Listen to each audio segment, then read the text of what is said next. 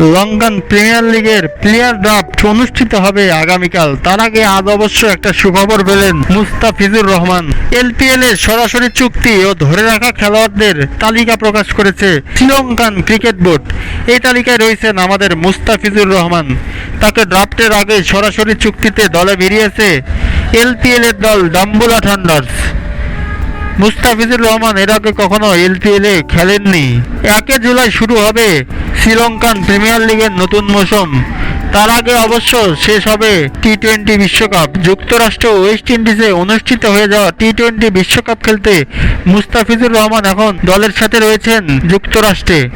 টি-20 বিশ্বকাপের আগে সেখানে তিনি 3 ম্যাচের টি-20 সিরিজ খেলবেন। তবে ডাম্বুলা থান্ডার্স হয়তো মুস্তাফিজুর রহমানকে দলে নিয়েছেন একটা কারণেই, কারণ পুরো বিশ্বের টি-20 সুপার লিগ বলা হয় যেটিকে, সেই আইপিএলে চেন্নাইয়ের হয়ে মাত্র 9 ম্যাচে 14টি উইকেট নেন মুস্তাফিজুর রহমান, যেটা এবারের আইপিএল প্রায় শেষের দিকে হওয়াতেও 13 ম্যাচে 17 উইকেট নেওয়া তুষার দেশপান্ডের পরে 9 ম্যাচে 14 উইকেট নিয়ে 2 নম্বরে আছেন মুস্তাফিজুর রহমান।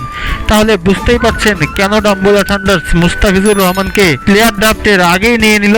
শুভকামনা মুস্তাফিজুর রহমান।